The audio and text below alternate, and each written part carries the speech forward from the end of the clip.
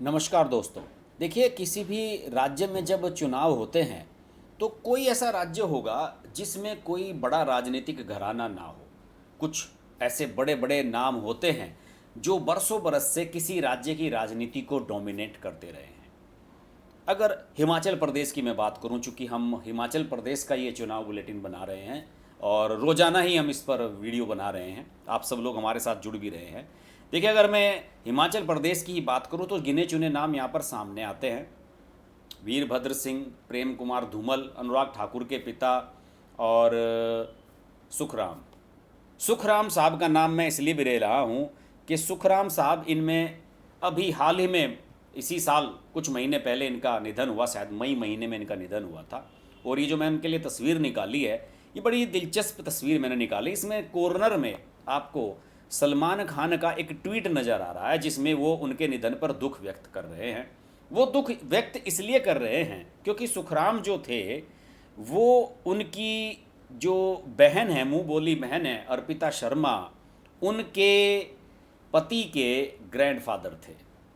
मैं आपको पूरा कुछ इसके बारे में बताऊंगा। साथ ही साथ ये भी बताऊंगा कि इस बार का जो विधानसभा चुनाव है हिमाचल प्रदेश का, उसमें सुखराम शर्मा की फैमिली का जो राजनीतिक अस्तित्व है वो भी काफ़ी डामाडोल और खतरे में पड़ा हुआ नज़र आ रहा है।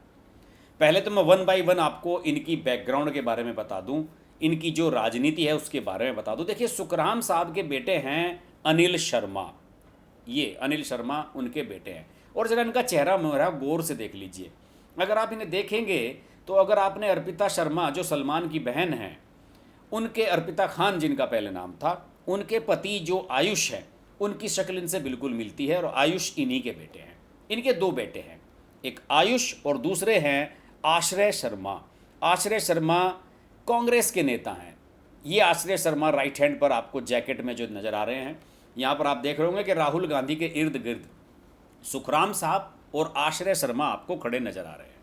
आश्रय शर्मा इस समय हिमाचल प्रदेश में कांग्रेस के महासचिव हैं और 2019 में इन्होंने मंडी से लोकसभा का चुनाव लड़ा था कांग्रेस के टिकट पर।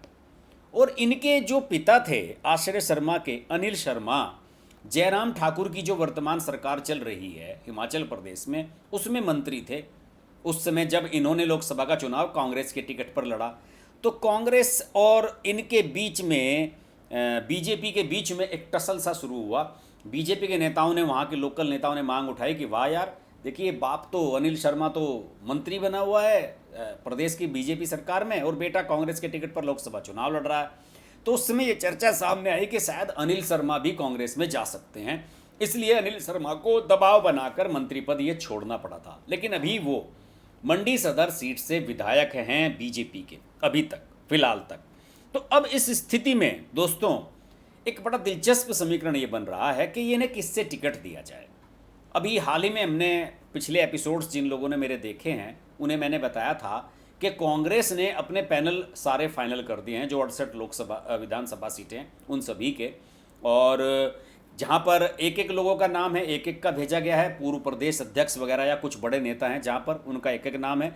और जहाँ पर ज़्यादा प्रत्याशी हैं जो टिकट मांग रहे हैं, उन पर पैनल बना दिया गया है कि 3 लोगों का, 4 लोगों का, साहब हमने ये नाम छांटे, आप इनमें से छांट लीजिए। और इनमें से किसी भी पैनल में सुखराम की फैमिली का कोई जिक्र नहीं है।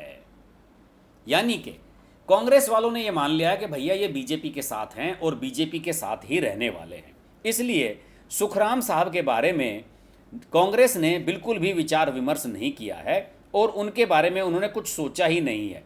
उन्हें कंसिडर ही नहीं किया जा रहा उनकी फैमिली को कि उन्हें टिकट हम दें या ना दें। यही वजह है कि सारे समीकरण बिल्कुल अलग होते हुए नजर आ रहे हैं।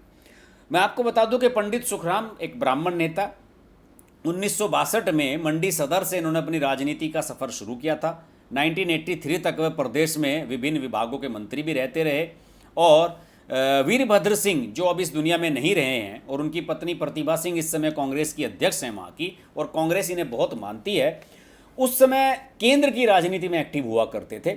लेकिन 1983 में वीरभद्र सिंह केंद्र से वापस लौटे तो सुखराम को केंद्र की राजनीति में यहाँ से भेज दिया गया। यानी कि वीरभद्र सिंह ने चाहा कि मैं सुखराम सिंह को अपने रास्ते से हटा दूं और उन्होंने सुखराम पंडित सुखराम को अपने रास्ते से हटा दूं, और सुखराम को केंद्र की राजनीति में भेज दिया गया। और इसके बाद केंद्र में जाकर वो मंत्री बने सुखराम। वहाँ पर उन्होंने राजीव गांधी और नरसिम्हा राव की सरकार में मंत्री बने। और मैं आपको बताऊं कि ये जो डिजिटल क्रांति आई है, इलेक्ट्रॉनिक मोबाइल क्रांति जिसे कहते हैं, संचार क्रांति, ये सुखराम के समय में हुई थी, जब ये सुखराम संचार मंत्री थे। हालांकि बहुत बड़ा घोटाला भी उस समय हुआ था, और इनके यहाँ पर ईडी और सीबीआई की रेड भी हुई थी बाद में, और इनका तो राजनीतिक भविष्य ही संकट में पड़ गया था उस समय। 1998 में इन्होंने फिर खुद की अपनी, इनके घर से करोड़ों रुपया मिला था, तो कांग्रेस ने इनको एक तरह से एक पार्टी में निगलेक्ट कर दिया था कि साहब अब आप दागी हो गए हैं। तो फिर इन्होंने 1998 में अपनी पार्टी बना ली थी और भाजपा के साथ मिलकर सरकार बनाई थी। लेकिन अगले ही चुनाव में, विधानसभा चुनाव में, फिर कांग्रेस में वापस चले गए थे। और सुखराम और अनिल शर्मा जो इनके बेटे हैं, वो पूर्व मंत्री वीरभद्र सिंह की वजह से ही ये कहा करते थे कि हमें कांग्रेस में घुटन हो रही है, कांग्रेस में घुटन हो रही है। मान सम्मान न मिलने की आवाज़ का उठाया करते थे कि हमें सुखराम वीरभद्र सिंह हमें वो मान सम्मान नहीं देते हैं जो हमें मिलना चाहिए। और 2017 में कांग्रेस से इन्होंने किनारा करके बीजेपी का दामन थाम लिया था। अब स्थिति ये रही कि सुखराम जब तक जिंदा रहे, वो तो अपने पोते आश्रय शर्मा को सेटल करने की कोशिश करते रहे कांग्रेस में, और अनिल शर्मा जाकर बीजेपी में एडजस्ट हो गए। देखिए 2019 के लोकसभा चुनाव में सुखराम ने उनके पोते आश्रय शर्मा के लिए कि या तो मुझे टिकट दे दो या फिर मेरे बेटे आश्रय शर्मा को मंडी से टिकट दे दो, और भाजपा के टिकट पर उन्होंने दावेदारी जताई थी। पार्टी ने टिकट नहीं दिया तो दोनों ने कांग्रेस में वापसी कर ली। अनिल शर्मा उस समय जयराम कांग्रेस में ऊर्जा मंत्री थे, मैं आपको बताया। और जब इन्होंने अपने बेटे को कांग्रेस से टिकट दिलवा, अपने पोते को कांग्रेस से टिकट दिलवा दिया सुखराम ने, अनिल शर्मा के बेटे को ही, तो अनिल शर्मा को इस्तीफा देना पड़ा। अब देखिए कितनी पेचीदा बातें हो गई हैं, बड़ी ही गड्ढ-मड्ढ चीज़ें हो रही हैं। अब स्थिति ये है कि अनिल शर्मा खुद चिंतित हैं कि मेरा टिकट होगा या नहीं। बीजेपी में तो हूँ, लेकिन मेरा टिकट होगा या नहीं, इस बात की चिंता उन्हें सता रही है। और इसी तरीके से वो सबसे संपर्क कर रहे हैं। अपने बेटे की राजनीतिक भविष्य के बारे में हर बाप सोचता है, ये भी सोच रहे होंगे। अनिल शर्मा ने कुछ दिन पहले दिल्ली में बीजेपी के अध्यक्ष नड्डा से मुलाकात की, और नड्डा के बाद बताया जाता है कि वो कांग्रेस की महासचिव प्रियंका गांधी से भी मिलकर आए हैं। और जब दिल्ली से लौटे तो उन्होंने अपने समर्थकों से ये कह दिया कि भैया दोनों के टिकट मेरे फाइनल है, मैं जहाँ से चाहूँगा वहाँ से ले लूँगा। ये उन्होंने दावा कर दिया है। मंडी जिले की सदर विधानसभा हमेशा से सुखराम के नाम से और उनके परिवार के नाम से जानी जाती रही है। दूसरी ओर जब पैनल में इन परिवार का नाम कांग्रेस की तरफ से किसी का भी नाम नहीं गया है, तो अब निश्चित रूप से अनिल शर्मा के लिए सामने मजबूरी होगी कि वो बीजेपी में ही अपनी स्थिति बताएं। अभी हाल ही में BL संतोष जो संगठन महामंत्री हैं बीजेपी के, वो वहाँ पर होकर आए हैं, और उनसे भी बताया जाता है कि अनिल शर्मा ने मुलाकात की और उनसे ये भी बताया है कि भाई मेरा टिकट बताइए फाइनल है कि नहीं, अगर मेरा फाइनल है तो मैं अपने बेटे के बारे में सोचूं, है ना। दूसरी ओर ये बताया जा रहा है कि इनकी बात राहुल गांधी से भी चल रही है कि अपने बेटे को मैं राहुल गांधी के कहने पर वहाँ पर कांग्रेस से टिकट दिला दूँ। तो ये सारी चीज़ें हैं, और बड़ा ही अजीबोगरीब माहौल मुझे इस बार सुखराम के परिवार का वहाँ पर नज़र आ रहा है। इसके अलावा बहुत सारी खबरें हिमाचल प्रदेश को लेकर चल रही हैं। मैं तो चाहता हूँ कि ज़्यादा से ज़्यादा आपको खबरें दूँ, लेकिन फ़िलहाल तो खबर यही है कि अनुराग ठाकुर वहाँ पर थे। अनुराग ठाकुर तो रोज़ाना ही रहते हैं। कल उन्होंने ऊना में एक रैली को संबोधित किया और उन्होंने कहा, कई बड़ी घोषणाएं की कि हम 4 साल में जालंधर और जम्मू तवी से जोड़ देंगे जो नंगला और तलवाड़ा ब्रॉडगेज रेल लाइन है। ये एक बड़ी परियोजना है जिसका उन्होंने ऐलान किया है। दूसरी ओर कांग्रेस ने भी अपने नेताओं को वहाँ पर झोंका हुआ है, और अलका लांबा जो कांग्रेस की नेता हैं वो कल मैंने देखा वहाँ पर प्रेस कॉन्फ्रेंस कर रही थी, वहाँ पर गई हुई थी। दूसरी ओर कांग्रेस की प्रदेश अध्यक्ष और सांसद प्रतिभा सिंह हैं, जो उनका वीरभद्र सिंह जी की पत्नी, उनका कहना है कि बीजेपी जो है वो अधिकारियों के साथ भेदभाव और उत्पीड़न कर रही है और उनकी सरकार यहाँ पर ठीक नहीं चल रही है। वरिष्ठ अधिकारी अपनी उपेक्षा के चलते राज्यपाल को पत्र लिखकर अपनी मजबूरी जता रहे हैं। इस बारे में कुछ खबरें भी आई थी कि किसी IAS अफसर ने अपना असंतोष जताया है कि साहब हमारे लिए साथ सही तरीके से व्यवहार नहीं किया जा रहा है। ये खबरें भी चल रही थी, और कई और खबरें भी चल रही हैं। यहाँ पर टिकटों को लेकर बहुत सारी मारामारी चल रही हैं और अनुराग ठाकुर लगातार घूम रहे हैं। दूसरी ओर आम आदमी पार्टी ने कई ऐलान कर दिए हैं आम आदमी पार्टी ने अभी मनीष सिसोदिया वहाँ पर गए थे और ये 6 गारंटी देकर आए हैं कि हम गारंटी देते हैं कि हम ये कर लेंगे, हम वो कर देंगे, फलाना कराएंगे, काफ़ी विकास कार्य कराएंगे। कुछ लोगों का कहना है कि टिकटों के ऐलान को लेकर काफ़ी स्थिति अजीबोगरीब है। आम आदमी पार्टी का कहना है कि हम पहले कांग्रेस और बीजेपी के टिकट देखेंगे कि किसने किस किस को टिकट दिया है, उसके बाद हम अपने टिकटों को डिसाइड करेंगे।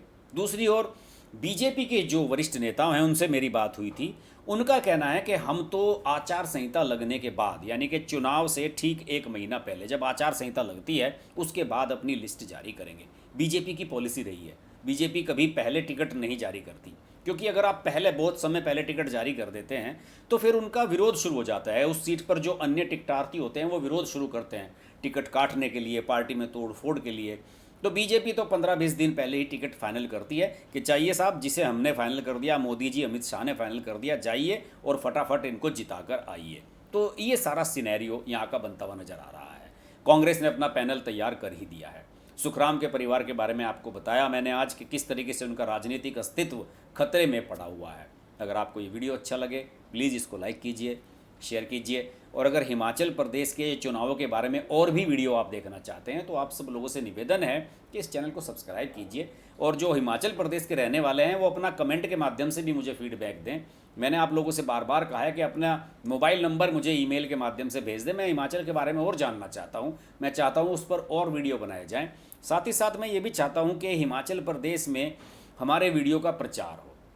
आप सब लोग हिमाचल प्रदेश में से जो भी रहने वाले हैं अपने हिमाचल प्रदेश के दोस्तों परिवारजनों पर व्हाट्सएप ग्रुप्स में इस वीडियो को शेयर करें तो हमारा बड़ा सहयोग होगा। आप सब लोग हमारे साथ जुड़े रहिए। अगले वीडियो में हिमाचल के अगले चुनाव बुलेटिन में फिर आपसे मुलाकात होती है। नमस्कार।